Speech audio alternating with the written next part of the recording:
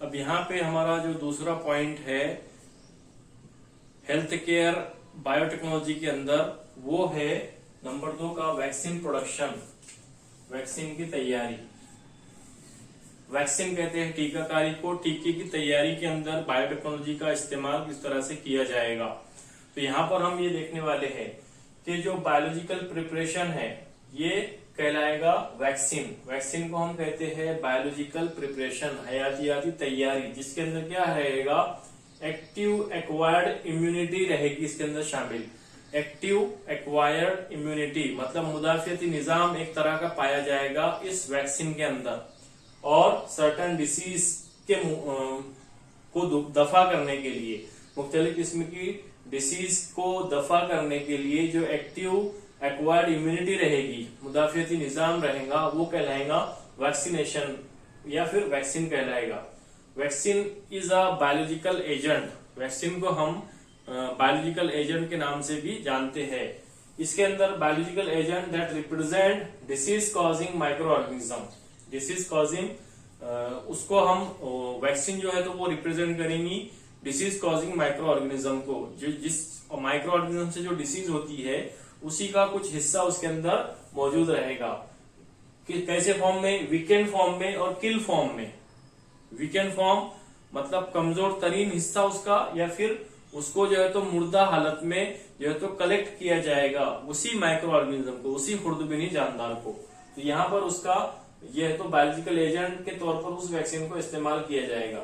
It's toxin one of its surface protein एंटीजीन, या फिर कैसा रहेगा, उस माइक्रो ऑर्गेनिज्म का जो टॉक्सिन रहेगा वो इस्तेमाल किया जाएगा वैक्सीन के अंदर, या one of its surface protein एंटीजीन, या उसका किसी एक सरफेस या सतही जो प्रोटीन रहेगा, सतही प्रोटीन उसका वो एंटीजीन के फॉर्म में तैयार किया जाएगा।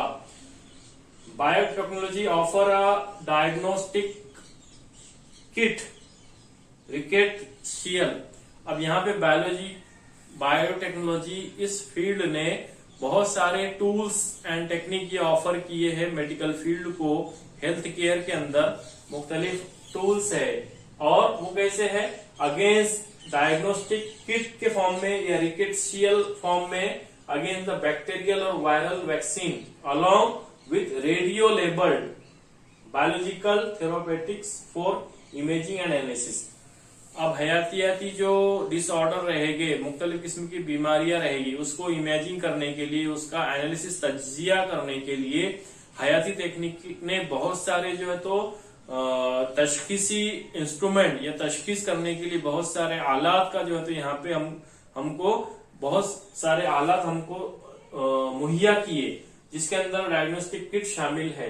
और वो कैसे है, radio labelled biological therapeutics. Radio labelled है मतलब ये मुकम्मिल जो है तो सर्टिफाइड है बायोटेक्नोलॉजी की तरफ से, और इसके लिए फॉर एनालिसिस। इसी तरह से जो वैक्सीन है, ये वैक्सीन क्या करेगा, एलिमिनेट करेगा, खारिज करेगा। किस तरह से एलिमिनेट, स्मॉल पॉक्स, पोलियो। ये पिछले अरसे की बात है कि जो स्मॉल पॉक्स है, पोलियो है एंड अदर डेडली डिसीज, जिससे जो है तो मौत वाकई हो सकती थी, इस तरह की बीमारियां ये वैक्सीन के जरिए से ही दूर की गई। अब यही एग्जाम्पल यहाँ पे हमको दिया गया कि यहाँ पे जो स्मॉल पॉक्स है, जिसको हम कहते हैं चेचक की बीमारी, जो पहले हुआ करती थी, वो अब इस दौर के अंदर नहीं दिखाई देती। ये किससे पॉसिबल हुआ, तो ये वैक्सीनेशन का प्रोसीजर जो है, वैक्सीनेशन के जरिए से ही इसको दूर किया गया। ठीक इसी तरह जो पोलियो है, पोलियो की बीमारी बहुत आम हुआ करती थी लास्ट डिकेड के अंदर, लास्ट जो कुछ सदियों के अंदर, कुछ सालों के अंदर, हालिया दौर के अंदर जो तो पोलियो और ये जो है स्मॉल पॉक्स, ये हमको बहुत कम या नहीं के बराबर दिखाई देती है। तो ये तमाम के ऊपर जो हमने कंट्रोल किया है इनको, ये वैक्सीनेशन के जरिए से ही कंट्रोल किया है।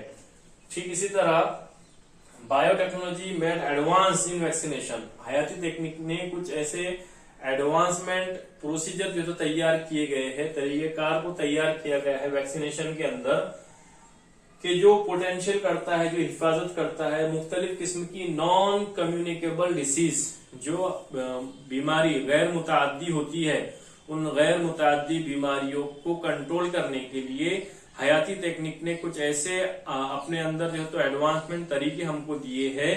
वो तरीकों का इस्तेमाल करके जो गैर मुतअद्दी बीमारियां हैं उस पर हम कंट्रोल पा सकते हैं। मिसाल के तौर पर यहाँ पे दिया गया है कैंसर का। अब यहाँ पे जो बहुत जानलेवा बीमारी साबित होती थी, इसके ऊपर भी कुछ ऐसे इलाज और तशखीसी तरीके निकाले गए जिसका इस्तेमाल करके इन बीमारियों का इलाज हम कर सकते हैं। अब उसके बाद है नेकेड डीएनए वैक्सीन। मिसालें दी गई है कौन कौन से वैक्सीन यहाँ पे जो तो कौन कौन से डिसऑर्डर के लिए इस्तेमाल कर सकते हैं। नेकेड डीएनए वैक्सीन है, इसी तरह वायरल वेक्टर वैक्सीन है, ये वैक्सीन के टाइप है, वायरल वेक्टर वैक्सीन है। ठीक इसी तरह प्लांट डिराइव्ड वैक्सीन है, और ये तमाम जो है तो वैक्सीन है, एक तो प्लांट से डिराइव किए जाएंगे वायरल वेक्टर, वायरल के जरिए से, या मुख्तलिफ जो है तो वायरसेस के वेक्टर के जरिए से वैक्सीन डिराइव किए जाएंगे। ठीक इसी तरह नेकेड डीएनए के जरिए से वैक्सीन तैयार की जाएगी। ये तमाम वैक्सीन इफेक्टिव है किसके लिए? बैक्टीरियल और वायरल इन्फेक्शन के लिए, या बैक्टीरियल और वायरल इन्फेक्शन के जरिए से जो बीमारियां लाहक होती है उन तमाम बीमारियों से लड़ने के लिए ये तमाम जो तो वैक्सीन कारआमद साबित होते हैं। तो इस तरह से जो वैक्सीन का प्रोडक्शन है हेल्थ केयर एंड बायोटेक्नोलॉजी के अंदर, ये वैक्सीन प्रोडक्शन किया जाता है। मुख्तलिफ किस्म के जो है तो उसी ऑर्गेनिज्म के वीकेंड फॉर्म को या किल फॉर्म को लेते हुए, या फिर उसका सरफेस प्रोटीन एंटीजन को लेकर उस वैक्सीन की तैयारी की जाती है। और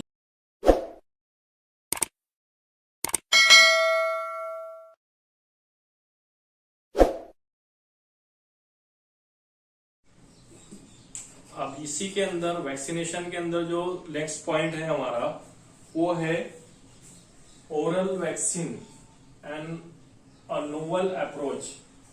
हेल्थ केयर बायोटेक्नोलॉजी के अंदर जो वैक्सीन प्रोडक्शन का पॉइंट है, उसी के अंदर हमारा जो सब टॉपिक है वो है ओरल वैक्सीन। यह हम मुंह के जरिए से, माउथ के जरिए से जो वैक्सीन लेते हैं वो किस तरह की रहेंगी और कैसी रहेगी, या फिर नोवेल अप्रोच, जो फिलहाल अभी नए रिसर्च के मुताबिक जो नया अप्रोच बायोटेक्नोलॉजी को हासिल हुआ है वो कौन सा है, वो इस पॉइंट के अंदर हमको शॉर्ट में देखना है विद इन 5 मिनट। तो यहाँ पर जो लेटेस्ट हॉटस्पॉट है बायोटेक्नोलॉजी का वैक्सीन रिसर्च के अंदर, वो है डेवलपमेंट ऑफ वैक्सीन। वैक्सीन का डेवलपमेंट करना कैसे? टेकन बाय ओरली, ऐसी वैक्सीन जो ओरली हम ले सकते हैं, माउथ के जरिए से या मुंह के जरिए से हम ले सकते हैं। अभी तक हमने जितनी वैक्सीन देखे हैं ये सिर्फ इंजेक्शन या टीके के फॉर्म में देखे हैं, लेकिन कुछ एडवांस टेक्नोलॉजी बायोटेक्नोलॉजी के फील्ड के अंदर, वैक्सीनेशन के अंदर ये रिसर्च किया गया, ये इम्प्लीमेंट किया गया कि ऐसी वैक्सीन तैयार की जाए जो डायरेक्टली माउथ के जरिए से या मुंह के जरिए से हम ले सके। तो टेकन बाय ओरली, जबानी या मुंह के जरिए से हम ले सके। इम्यूनोजेनिक होना चाहिए, protein of certain pathogen is found active. Immunogenic जो प्रोटीन होते हैं, इम्यूनोजेनिक प्रोटीन जो मुदाफिती निजाम के अंदर हिस्सा लेते हैं, ऐसे प्रोटीन को कलेक्ट किया गया पैथोजन के, इज फाउंड एक्टिव, और वो एक्टिव फॉर्म में थे, वो मुतहर्रिक थे, एक्टिव थे। व्हेन एडमिनिस्टर्ड ओरली, उनको जो है तो ओरली लिया गया कुछ रिसर्च के अंदर, the gene isolated gene constructed is produce express in the plant genome, और उस जीन को आइसोलेट किया गया, उस जीन को आइसोलेट किया गया और gene construct is produce express in the plant genome, और उसको प्लांट जीनोम के अंदर दाखिल किया गया। जो जीन उसके अंदर एक्टिव थे, इम्यूनोजेनिक जो है तो प्रोटीन थे, वो जीन को प्लांट के अंदर दाखिल किया गया। फिर क्या हुआ, उस प्लांट के अंदर उस जीन को एक्सप्रेस करने के लिए दाखिल किया गया in parts of plant where it is express, और उस प्लांट के अंदर वो जीन जब एक्सप्रेस हो गए, वो जीन जब तैयार हो गए, तो उस प्लांट को क्या किया गया, फेड टू एनिमल्स, मुख्तलिफ जानदारों को उसको खिलाया गया, या फिर ज्यादातर उसका जो फोकस था वो ह्यूमन बीइंग था। ह्यूमन बीइंग को मुख्तलिफ सब्जियों के अंदर उस जीन को एक्सप्रेस करके ह्यूमन बीइंग को खिलाया गया। तो ये जो ह्यूमन बीइंग को खिलाया गया या जानदारों को खिलाया गया, तो ये क्या है, ये प्रोटीन जो है एक्टिव इम्यूनोजेनिक प्रोटीन ही के जरिए से वैक्सीन को इसके अंदर दाखिल किया गया और उस प्लांट के जरिए से, उस सब्जी के जरिए से इंसान को खिलाया गया। तो ये हो गया ओरली जो है तो वैक्सीनेशन हो गया, ये टेकन बाय ओरली, जबानी माउथ के जरिए से वैक्सीन को ले लिया गया। क्योंकि उस वैक्सीन को जो है तो हमने डायरेक्टली इंजेक्शन फॉर्म के अंदर ना लेते हुए उस इम्यूनोजेनिक एक्टिव प्रोटीन को प्लांट के अंदर दाखिल किया था। उस प्लांट को जानदारों ने, इंसानों ने खाया था और उस इम्यूनोजेनिक एक्टिव प्रोटीन को डायरेक्टली प्लांट के जरिए से हासिल कर लिया गया। तो जिन जिन जानदारों ने, इंसानों ने खाया, तो पर्सन बिकम वैक्सीनेटेड, तो वो जानदार, वो इंसान क्या हो गए, वैक्सीनेटेड हो गए, मतलब उनको वैक्सीन दिया जा चुका। किसके जरिए से, मुख्तलिफ प्लांट के जरिए से। अगेंस्ट सर्टन पैथोजन, तो वो वैक्सीन कैसा था, सर्टन पैथोजन के अगेंस्ट में था। कुछ पैथोजन के लिए वो मुदाफियाती निजाम जिस्म के अंदर तैयार करने के लिए काम में आता था। तो इस तरह से ओरली जो है तो वैक्सीन अब तैयार की जा चुकी है। तो ऐसी वैक्सीन को हम क्या कहेंगे, ईडिबल वैक्सीन कहेंगे।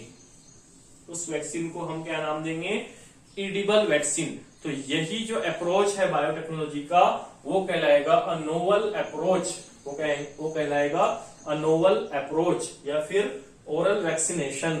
तो ये प्रोटीन कहलाएगी, ये जो वैक्सीनेशन का प्रोसीजर कहलाएगा वो कहलाएगा ईडिबल वैक्सीन। अब यहाँ पे एक तरीका है melt in mouth. Melt in mouth मतलब जो फ्लू वैक्सीन है, एग्जाम्पल है इसकी, जो बैसिलस से तैयार की गई, बैसिलस से तैयार की गई फ्लू वैक्सीन, उसको अगर इंसान अपनी जबान के नीचे रखता है तो वो मेल्ट होके, पिघल के जिस्म के अंदर जाती है, ब्लड स्ट्रीम के अंदर दाखिल होती है और वहां से जो है तो अपना जो असर दिखाना शुरू करती है, अपना मुदाफियाती निजाम ब्लड के अंदर शामिल करती है।